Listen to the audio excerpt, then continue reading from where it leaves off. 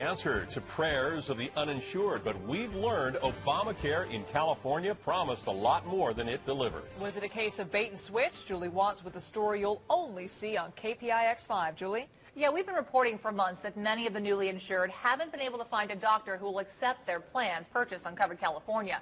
Now, even insurers are telling some they're out of luck, and state regulators haven't issued a single fine for too few doctors or inaccurate lists. This one once a day. Between juggling medications, This one twice a day. weekly IV treatments, simply managing his chronic Lyme disease contracted while on active duty is exhausting for this former Marine. But even more exhausting, trying to find a doctor who will accept his Anthem Covered California insurance. I was on the phone with Anthem for 2 hours while they were trying to find me a doctor within 20 miles. Finally, a supervisor came on the phone and said, "Sir, we have to go. We have other people to help," and advised me I need to cancel my plan. Under state law, insurers must have enough doctors to enable patients to get an appointment within 15 days within 15 miles of their home. Something Kyle says he couldn't do since even Anthem couldn't find a doctor on its own list to accept his policy. If we determine that a health plan has violated the law, we will take action. Back in February, state regulators assured us they were reviewing the Covered California plans for what's called network adequacy.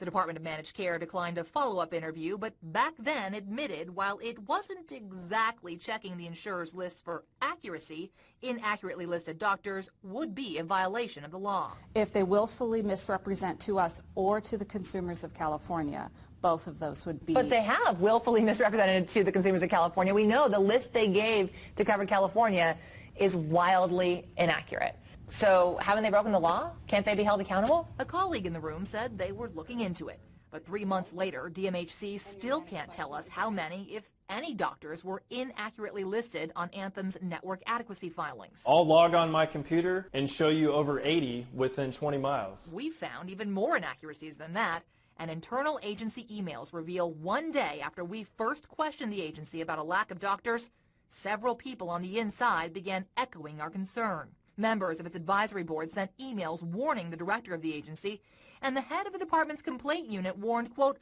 "I suspect we are going to have a network adequacy issue very soon."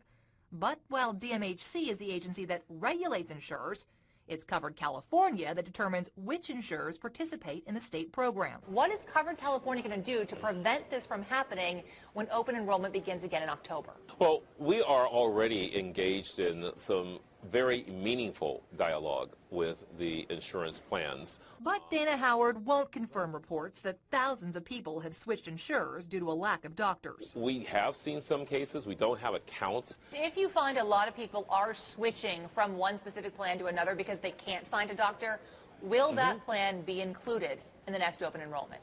That we could not disclose. He says that would hinder their ability to negotiate with insurers. But Kyle hopes there's one insurer Covered California won't negotiate with. I would tell them to get rid of Anthem Blue Cross. They need to be taken off. Now, Anthem sent us a response just 3 minutes before our deadline stating the notes in its customer service system don't reflect Kyle's story. Reps would not elaborate or provide evidence to the contrary, but said Anthem continues to expand its network.